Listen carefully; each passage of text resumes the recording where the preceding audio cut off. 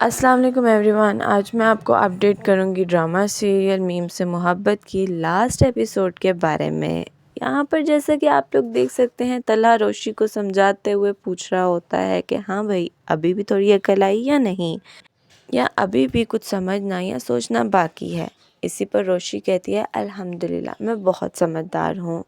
तलहा कह रहा होता है मुझे जलाने के लिए सिर्फ और सिर्फ उससे शादी की जा रही थी। इसी पर रोशी कहती है जी नहीं, मैंने पूरी प्लानिंग की हुई थी। तलहा कहता है किस चीज़ की प्लानिंग? रोशी बताती है कि शारिक के कत्ल की, और मैं उसको उस तरह से कत्ल करती कि अगर कोई उसका पोस्टमार्टम भी कर लेता ना तो पता ना चलता कि ये कत्ल है। यहाँ पर आप लोग देख सकते हैं रोशी की फूफो और फूफा के दरमियान भी सभी कुछ ठीक हो जाता है। यहाँ पर तलहा और रोशी जैसे ही अपने कमरे में आते हैं तो तलहा कहता है फाइनली आपने भी इस कमरे को अपना कमरा मान ही लिया।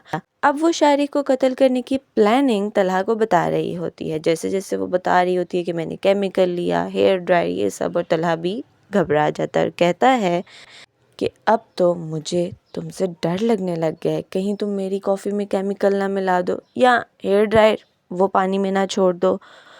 इसी पर रोशी उसे हौसला देते हुए कहती है आप बेफिक्र रहें, प्रॉमिस आपको कभी नहीं मारूंगी। जैसे ही वो आपस में बातें कर रहे होते हैं कि मोहित भी रूम में आ जाता है और वो कहता है मुझे स्टोरी सुननी है और मुझे आप लोगों के पास सोना है। मोहित स्टोरी सुनते सुनते सो रहा होता है और रोशी बहुत ही मज़े की स्टोरी सुना रही होती है। वो कहती है एक शहजादा था जो खुद को बहुत कुछ समझता था, और एक बड़ी चुलबुल सी लड़की थी जो उसके झांसे में आ गई। तलहा फ़ौरन से मजाक में रिएक्ट करते हुए कह रहा होता है कि मुझे ये स्टोरी नहीं सुननी, मैं तो सोने लगा हूँ। अगले ही दिन तलहा बाहर रोशी को गाड़ी में बुलाता है और कहता है मुझे एक इमरजेंसी हो गई है और तुम्हें मेरे साथ जाना होगा। इसी पर रोशी कहती है दादा जान ठीक है, दादी जान सब ठीक तो है ना, क्या इमरजेंसी हो गई है?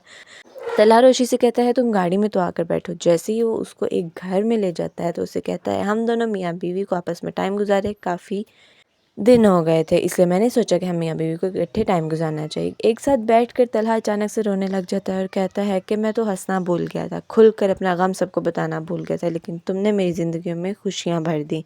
रोशी भी थोड़ा सा सैड हो जाती है और तलहा की बातें सुन रही होती है। तलहा फिर से उसे एक बार थैंक्स बोल रहा होता है और उसे कह रहा होता है कि मैं इस हादसे के बारे में किसी से जिक्र नहीं कर सकता था, लेकिन तुम अब एक वो वाहिद लड़की हो। समुंदर के किनारे जहाँ तलहा ने रोशी की मोहब्बत को ठुकराया था, वहीं उसे दोबारा अपनी मोहब्बत का इजहार करने चला जाता है।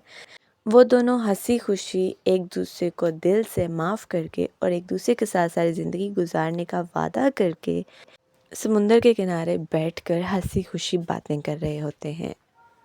हम टीवी के मज़ीद अच्छे अच्छे ड्रामा से अपडेट रहने के लिए मेरे चैनल से बने रहिएगा। मैं आपको इसी तरह के अच्छे अच्छे ड्रामा से अपडेट करती रहूँगी।